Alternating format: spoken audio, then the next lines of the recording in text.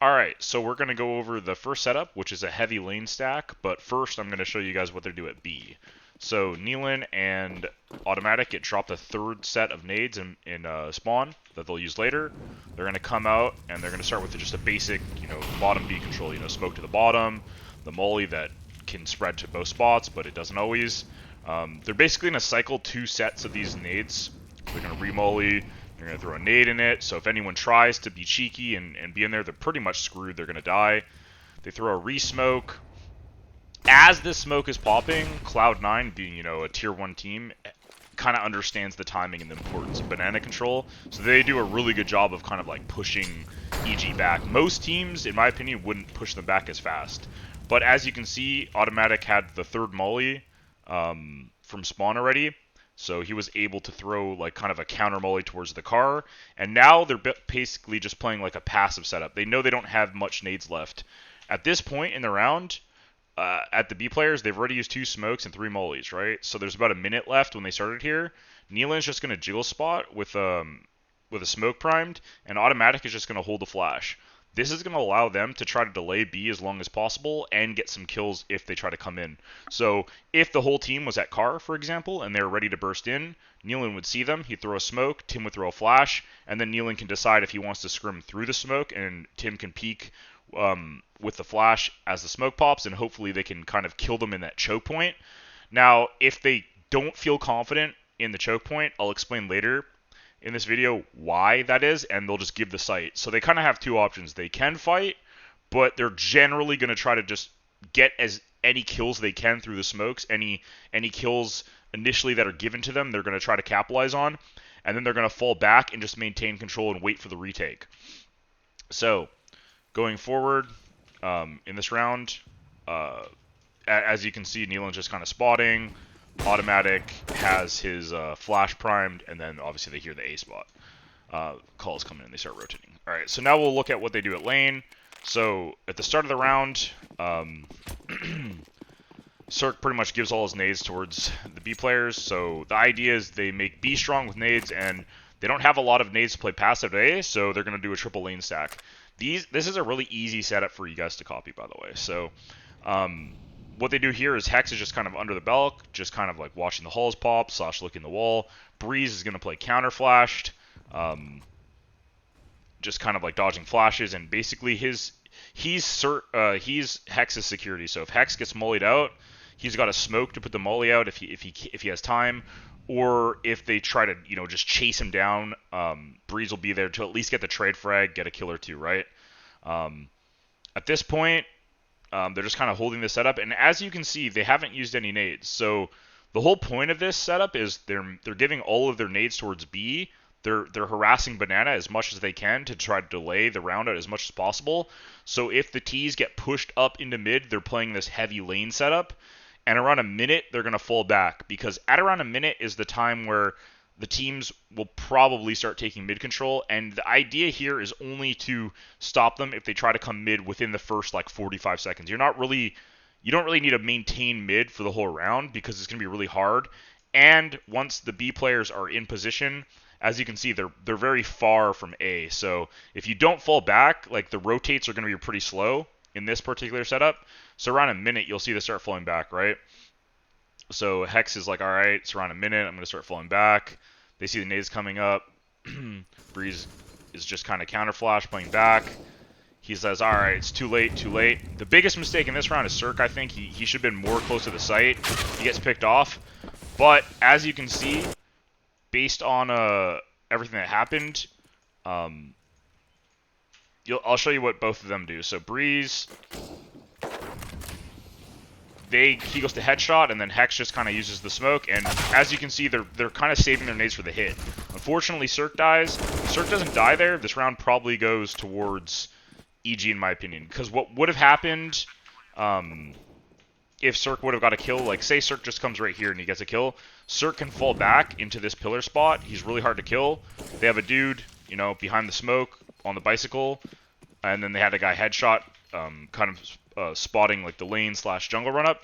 So it's a really good setup to run into, but obviously it doesn't work. Like this example is versus Cloud9. You got to realize, and they're one of the best teams at playing around slow. Versus most teams, they're not going to do as good of a job pushing back Banana or being able to kind of crush lane as fast as they did. Although I do think a little bit of that, most of that round's fault was on Cirque for staying a little bit too long, in my opinion. So as you can see, like, the importance of the round is making sure that you have nade protocols, right? As you can see, the B players they had a very set reasoning for why they were throwing their mollies and their delaying and what the setup they fell into. And then here at A, again, they had the logic. So Rap is weak, but they don't care. They kind of understand that. If they go up Rap, it's fine, because Tim will just be the one to kind of get it automatic. Like, as soon as they start going Rap, the guy will move to headshot and he'll watch it, and then Tim will come over towards spawn and just kind of hold control of this. Just for if anyone was wondering what would happen if they just kind of ran up, you know, towards jungle. So that is setup number 1. Alright, so this is setup number 2 that you guys can run. It's a 3B setup. So what you do is you have 3 people start towards B. It's really important that you have someone do what Automatic's going to do, where you run back and you're ready to throw this flash. If you don't have someone that can throw that flash, it's really hard for the 2 people at the corner and at the sandbag. So just make sure that someone knows a decent flash. It doesn't have to be that exact one.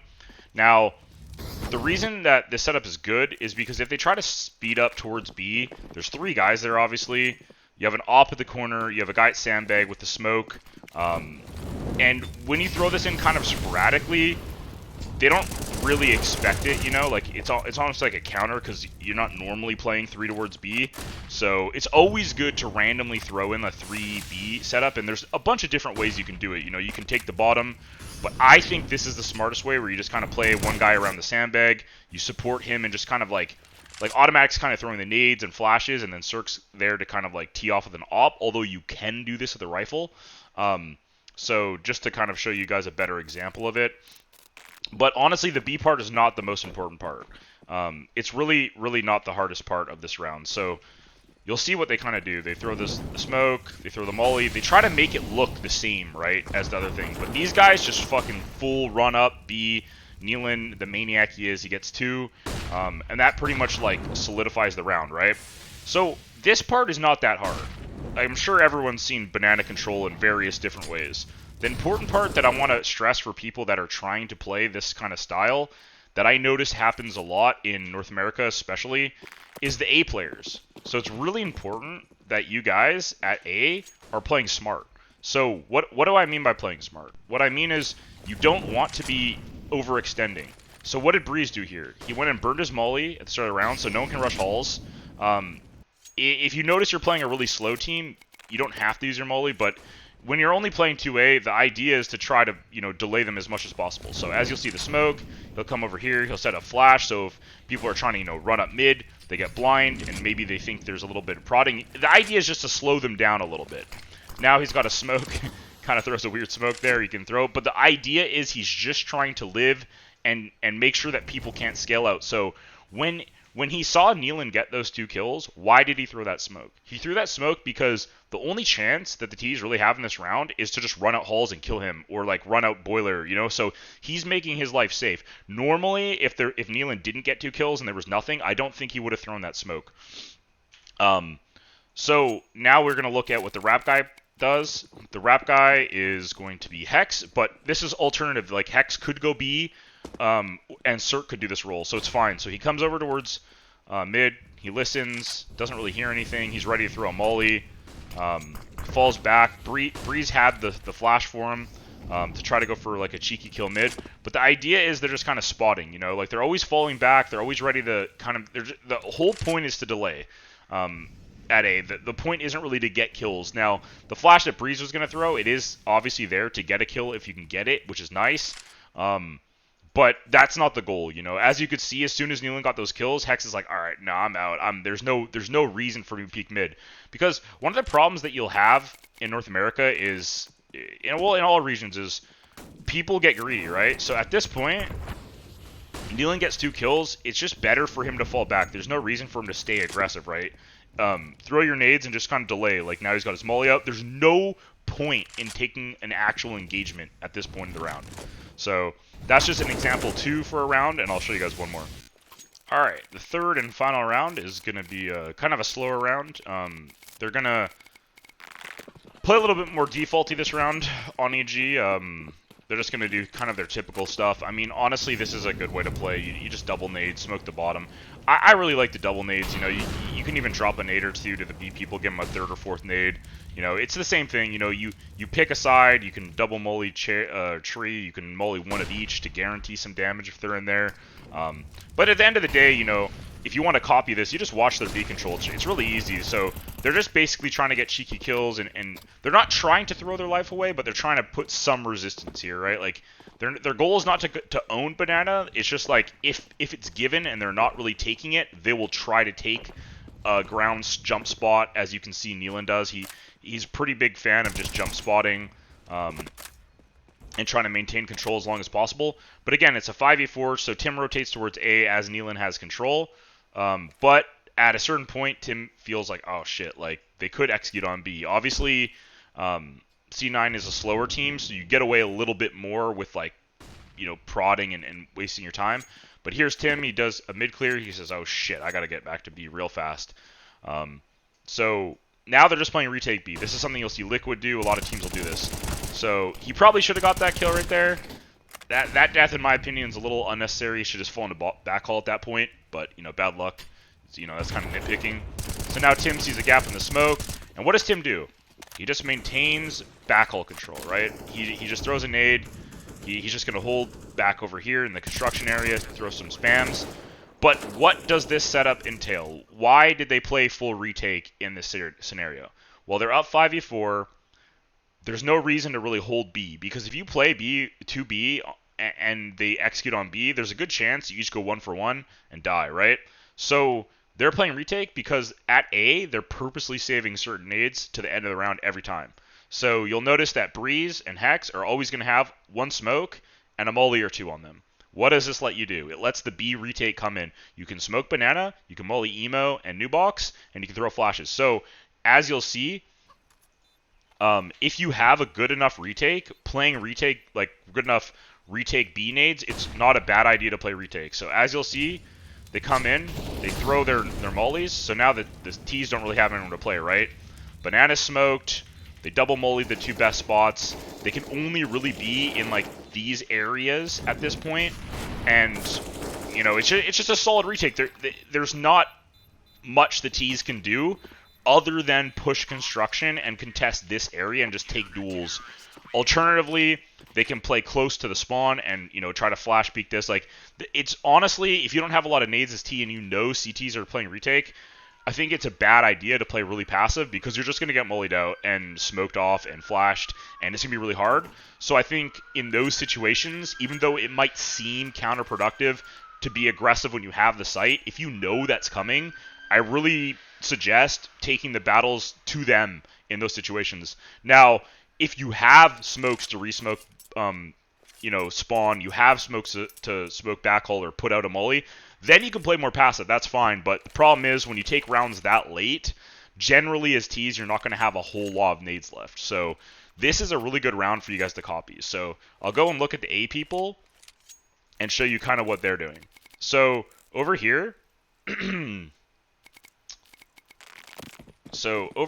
we're going to start with Breeze. So Breeze is going to come up, and pretty much he does this a lot, you know. He's just going to come over here, kind of just nades or jiggle peeks the halls. If you watch the whole demo, you'll see he jiggle peeks a decent amount. Just playing balcony. Like I said, this is more of a default round. Searches jungle, or wrap, whatever you want to call it. Just kind of opping. You know, Hex kind of, in my opinion, smokes a little early, but I'm a huge saver of nades, to be honest. But again, as you can see, they're not really using a ton of nades a day, because they know C9's a slow team. And if you think about it, what does smoking mid at 140 really do, or 130? Like, what's the purpose of smoking mid? Like, it doesn't really do anything. They just wait 15 seconds, and I don't really see the point, you know. So I actually prefer the later nades to kind of delay them when they're thinking about taking mid control. So what you can do is you can download a demo or of the team you're going to play and kind of see what timings around do they take mid control. Because if they're a team that never takes mid control fast, they never take B fast, then in my opinion, it's better to throw HEs and mollies and smokes a little bit delayed, right? So if they take mid around a minute 10 or a minute, then you can smoke at 115 or 105, for example, but you don't have to smoke at 130 because they're not coming there anyways. So then you'll see kind of like, sorry, this, I always seem to have these rounds on like the pause areas, right? So the same thing with Hex, right? So we go over Hex and he's just kind of spotting, nothing crazy, plays a little bit more aggressive. Cirque kind of sees it, the smokes mid control, and then they fall back. And as you can see, they're just playing really passive today. Like they're not really committing to anything. Neelan's still jump spotting. Tim's over here. But at this point is when C9 kind of loses the plot, just because Tim is able to re-clear mid and they kind of get the full info that they're going B. So like this is kind of what I mean about Inferno, right? Like they kind of double clear this, and it's all protocols, right? It's all plans. So they took mid. Okay, we clear mid. No one's there. Oh shit, we got to get back towards B, right? So there's always a plan to everything, and it's always good to have little ideas like this kind of talked about as a team, because if you don't, you're never going to have the nades saved. Like, I guarantee you that these guys talk about what nades are going to be left for the late part of the round. They're going to have all these different ideas, stuff mapped out. Now, obviously, we don't know exactly what they talked about, but we can get a fairly good idea just from watching these demos, right? All right, let's do one more round, a bonus round here. So this is kind of a little bit of a different round. It's pretty much the same. It's Inferno. There's only so much you can do, right? So Hex starts towards Rap. Cirque's going to go. They have a plan with the Molly, right? So he didn't shoot. I wonder if he thought he did on his screen. So they have a set Molly for Cirque to peek behind to go for the T-ramp pick. Doesn't work in his favor, but those are little smart little plays to have. Tim and Neelan throw some nades towards B, double nade, whatever. They're doing this typical kind of delay, Molly car, just trying to slow them down as much as they can, right? At this point, Cirque goes, all right, I've been A bunch of rounds in this half. Let me go B. Let me just play spawn. So this is a good switch up. I really like stuff like this where the op just randomly goes to the other side of the map, especially if he's taking a shot and he was seen towards A. So that's something that if you're an opper or you have an opper on your team, it's really good to do. If he's made a presence somewhere, just have him knife out and run to the other site and play the other site.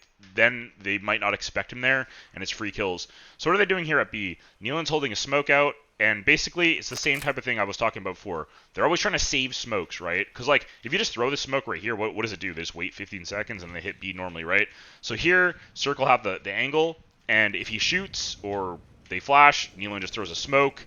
And then Cirque will try to flash or molly in the water to help Neelan, but Neelan's probably just gonna have to fight and die, run a new box probably, and get Cirque to flash in front of him. Now,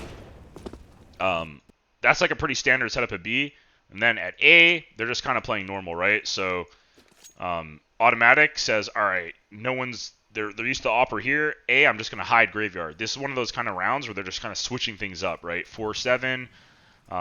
It's not a bad half so far, but it's not great. So Tim just hides. So Hex is just kind of like holding the wrap, jiggling. But this is kind of what I like to see. When you're the wrap player, I don't think you should go into library and hold spawn. Because what happens is they can just smoke or mully you off, and majority of the time they're just going to wrap on you, and then it's like 2 players A versus 5 Ts, and it's really hard to stop. So I actually prefer people just give up spawn, unless you have a read, and then someone like Cirque can just go and op the spawn from backhaul or something like that. It's better to just like do that and then clear mid through like maybe double push lane, clear that way rather than like actually contest the wrap as a solo guy. I don't think there's enough benefit there. So I like the play that Hex comes into sight, and this is one of my favorite spots in here. He can watch the wrap. He's got the lane, like it's fairly safe, and Tim just kind of playing off of them. So Breeze gets a wrap kill. Hex gets a nice kill over here, playing around the box and the pillar. This, like I said, the spot's really good. Unfortunately, C9's really good at these slow, methodical rounds, so Tim pops his head up and gets it blown off. But as you can see, there's kind of like a plan and a beat, and there's always a reasoning behind everything. So when you're designing your own setups, like just download demos like this and try to figure out and try to look at what people are doing, because a lot of times you might see, cool things. Like, for example, you know, for example, that, you know, there's a couple different rounds in this demo where things just I don't know what the round is. Sorry, might have been that last round. There's another round here where I'll try to quickly show you guys where it's pretty much the standard round that they play. You know, just kind of like ending up playing towards the lane setup. You know, the B players. Nealon switches up a little bit and actually plays the site. But again, it's the same thing where you can see they kind of delay the nades as long as possible. Here it gives a smoke, gives a nade to Nealon. And they're just giving up B. It's 5v4. There's no reason to hold it. And over here at A, what do they have left? They got one smoke, one molly, and some flashes for the retake. So as you can see, there's 30 seconds left, and they're purposely holding onto these nades. So Nealon dies, right? And again, what happens? It's 4v4. What does Tim do? He's holding back all control. This is all planned, right? Same type of spams, you know. He's just, it's very like set, okay? Now they're gonna come up and kind of similar thing. They have their protocol. Cirque gets the kill. They throw the B smoke. They throw the mollies. Unfortunately, they only have one molly this time, but at the end of the day, it's still better than like clearing out the new box is like really powerful. They come in. And, again, another 4v4 retake. And that's kind of what I mean. You can win in this game by playing smart and controlling nades and timings and everything. And it will make your life so much easier than just playing, like, one first orange, one emo, two pit, one jungle, and just and hoping for the best every time and just chucking your nades, you know? So, like, try to think about everything in this game. I know I didn't go into super detail with everything because honestly, I would need kind of like a video editor and more time, and the video would probably be like 45 minutes. But I hope this helps some of you kind of realize what you could be doing better and things to copy. And now, if you like this video but you thought I didn't go into more detail that I could have, download the demo, watch it for yourself, and copy that shit. Because copying is really strong, right? It's always good to copy good teams. It just saves yourself time. There's no reason not to do it. So, hope you guys enjoyed this. I'm out. Peace.